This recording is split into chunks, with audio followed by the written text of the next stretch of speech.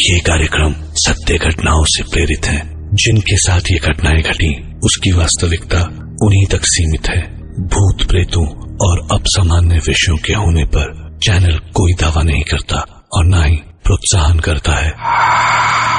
कहते हैं कि दुनिया में जो आज है वो कल नहीं रहेगा। जाने कितने तांत्रिक दावा करते हैं कि उन्होंने कई पिशाचों को जलाकर खत्म कर दिया, पर बहुत तांत्रिक ये भी कहते हैं कि पिशाच अमर हैं। ये दोनों बातें एक साथ कैसे मुमकिन है?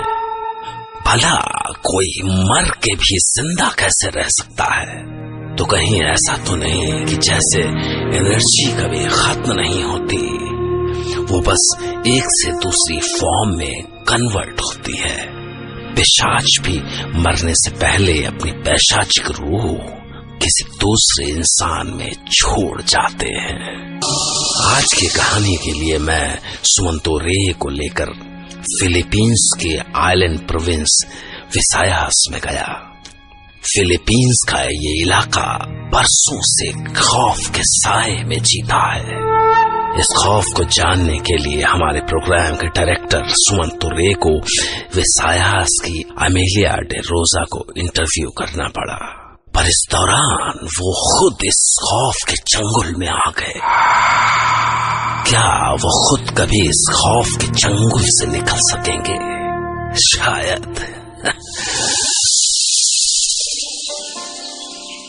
प्लीज कॉफी लीजिए। आपको घर ढूंढने में कोई परेशानी तो नहीं आई ना? नहीं, कुछ खास नहीं। लोग बड़े कोऑपरेटिव हैं यहाँ के।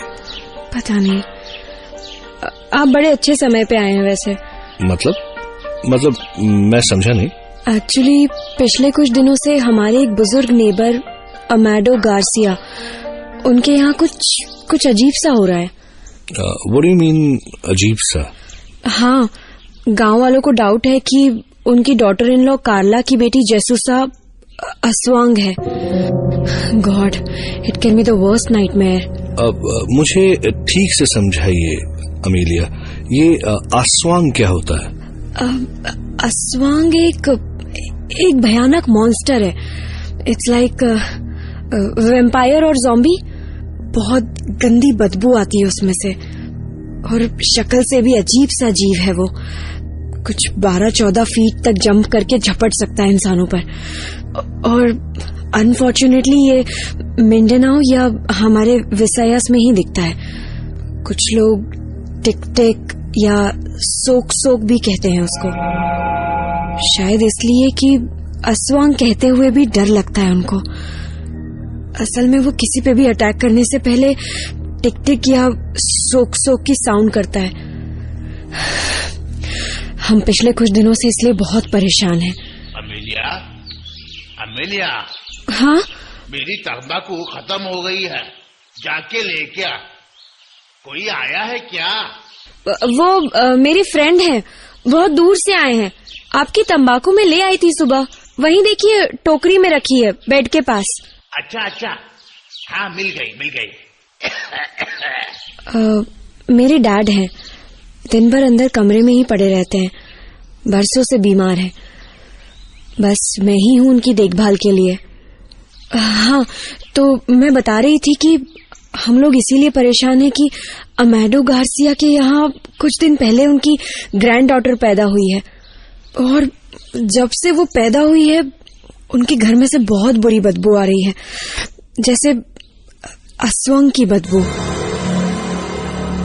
रियली? तो अब क्या करोगे? अब पास के गांव में एक पुराने शमन है, राशा बतिस्ता। कोई मुश्किल होती है अगर तो हम उन्हें ही बुलाते हैं, पर भगवान जाने अस्वांग पर उनका बस चलेगा या नहीं। मदद कर, हमें इस मुसीबत से बचा ले, हमें बचा ले। आप परेशान मत हो डैड, कुछ नहीं होगा, आराम से सो जाइए। चलिए देखते हैं कि क्या हुआ है। जेसिसा अस्वांग है। अरे पर हुआ क्या किया जेसूसा ने? अपने दादा अमाडो को खा रही थी। क्या? नहीं नहीं, अरे मैंने अपनी आंखों से देखा है। चलो देखते हैं क्या हुआ है। हटिए, हटो, देखने दो, हटो। पागल हो गई अमीलिया, कहाँ जा रही है? तो तुझे भी खा जाएगा। हे बेथलांग माई कपाल, ये क्या है? राशा को बुलाओ, कोई राशा को बुलाओ। हाँ, राशा को बुलाओ। राशा, राशा, राशा! इसे नहीं छोड़ूंगा इसको। ये क्या कर रहे हो? गोली से मरेगा क्या वो? आसवांग है आसवांग, वो कभी नहीं मरता। मैंने कहा हट जाओ मेरे सामने से। हट जाओ, हटो। राशा आ गए, हटो यहाँ से।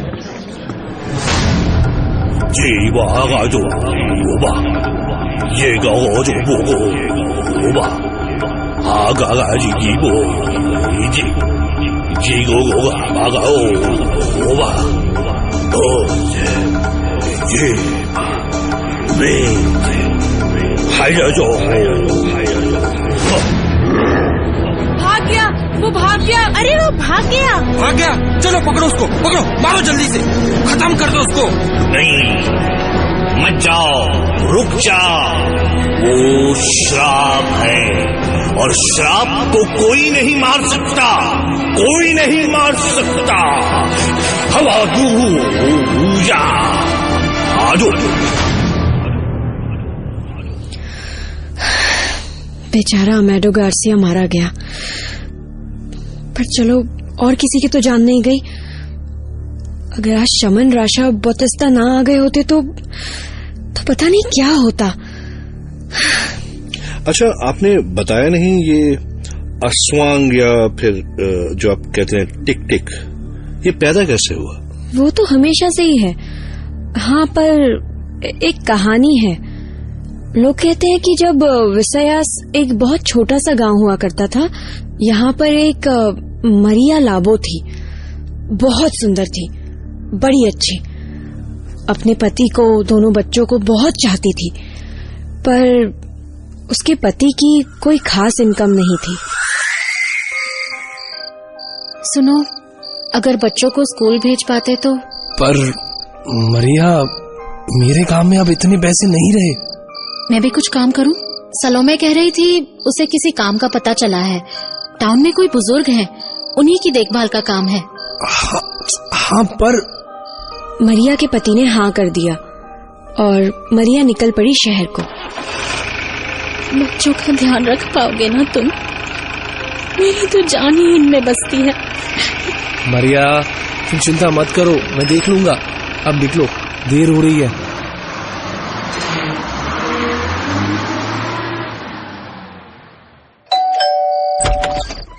Good evening sir. सलोमे ने बताया आपको काम करने के लिए किसी की जरूरत थी। हाँ, आओ, अंदर आओ।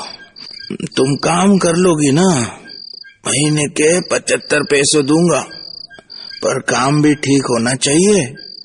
और हाँ, मुझे दवा और खाना टाइम पे चाहिए, बस। आप चिंता मत कीजिए सर, आपको कोई शिकायत नहीं होगी। तो आज से ही तुम्हारी नौकरी पक्की? Thank you sir. मरिया पूरे मन से अपने काम में लग गई। वो रोज घंटों घर की सफाई करती, पर उसे समझ नहीं आता कि आखिर घर से ये बदबू क्यों नहीं जाती। असल में उसे पता ही नहीं था कि वो बुढ़ा अस्वांग है। वो अस्वांग बस मरने की कगार पर था, पर मरने से पहले उसे अस्वांग कर्ज किसी को पास ऑन करनी थी, और अब उसके पास कोई था जिसे वो ये कर्ज पास ऑन कर सकता था। एक दिन अचानक मरिया का बदन जोर से अकड़ने लगा। वो बुरी तरह तड़प रही थी, लगा जैसे उसकी हड्डियां चटक जाएंगी।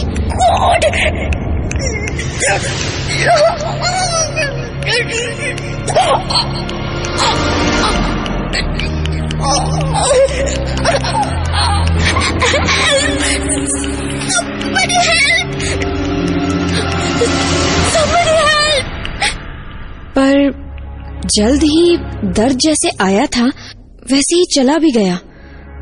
वो उठ के बाहर आई। उसने देखा कि उसका बुढ़ा मालिक बेड पर पड़ा है। सर आपको क्या हुआ सर? वो मर चुका था, इसलिए मरिया को अब अपने गांव वापस लौटना पड़ा।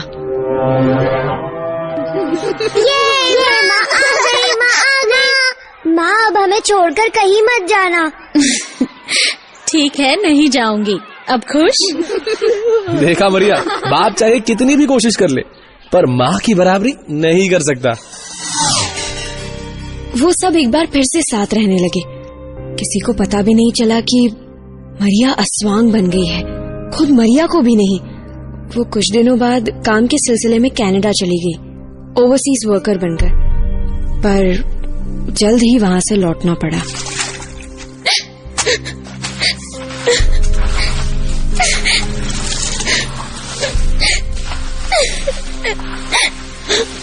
क्या हुआ मरिया? जब से आई हो हर वक्त सफाई करती रहती हो, क्या हुआ? कुछ तो बोलो। अरे तुम रो रही हो? सुनो, मैं जब कनाडा में थी और उससे पहले वहाँ टाउन में उस बूढ़े आदमी के यहाँ, तब भी यही अजीब गंध आती थी उनके घर से। और अब यहाँ आई हूँ तो यहाँ भी कहीं मुझ में तो ये नहीं है वो गंध। अरे ऐसा क्यों सोचती हो? पर सच्चाई ये थी कि अब तक अस्वांग कर्स मरिया पर असर दिखाने लगी थी। उसके बदन से आने वाली बदबू अस्वांग की बदबू थी, जिसके चलते उसे कनाडा में भी कोई काम पर नहीं रख रहा था। पर वहां से लौटने के बाद मरिया अब अक्सर चुप चुप रहती थी। हस्बैंड और बच्चे इस बात से काफी परेशान थे। एक दिन जब किसी पड़ोसी ने मरिया पर अस्वांग होने का शक किया तो उसका पति उससे झगड़ बैठा। पर एक दिन जब परेशान हस्बैंड मरिया के पास आया, जो सुबह से किचन में कुछ बना रही थी।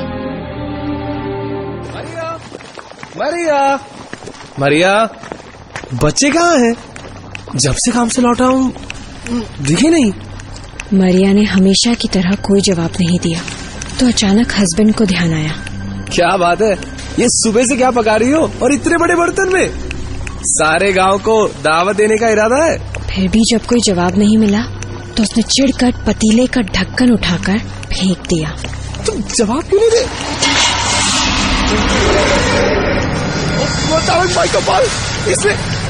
इसमें मेरे बच्चे। बर्तन में उनके बच्चों का मांस पक रहा था। गुस्से से हस्बैंड ने पास ही पड़ा चाकू उठा लिया। तू कौन है? तू कौन है? बोल। मेरे बच्चे खाने वाली तू कौन है? जवाब में वो गुर्राने लगी, पूरी तरह अस्वांग में बदलने लगी।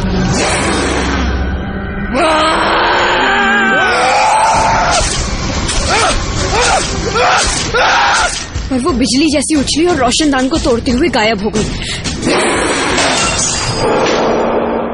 इसके बाद बहुत दिनों तक जाने कितने लोगों की अधखाई लाशें मिलती रही उस इलाके में, पर कोई उसे देखने का दावा नहीं कर सका, क्योंकि उसे जिस पर भी शक होता कि उसने उसे पहचान लिया है, वो उसे खा जाती।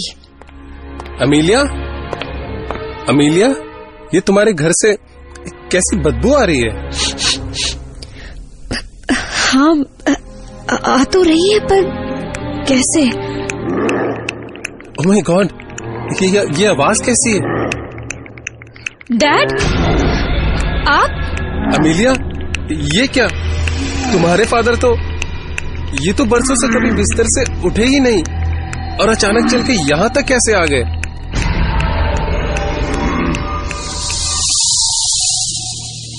इसके बाद गांव वालों के कहने पर सुमन तो रे को वहां से जाना पड़ा। वैसे भी अमेलिया के फादर को अपने सामने अस्वांग बनता देखकर शायद वो वहां रुकने का हौसला नहीं जुटा पाते। पर सवाल है कि फिलिपिनो बिलीफ के मुताबिक अस्वांग कर्स को ट्रांसफर करने के लिए अस्वांग को खुद विक्टिम के पास होना पड़ता है, जैसे मारिया को उसके बुढ़े मालिक ने वो कर्स ट्रांसफर की। फिर अमेलिया के फादर खुद ब खुद अस्वांग कैसे बन गए? या कहीं ऐसा तो नहीं कि कुछ पिशाचों की तरह अस्वांग भी अपनी कहानियों में जीता है? सोचिए।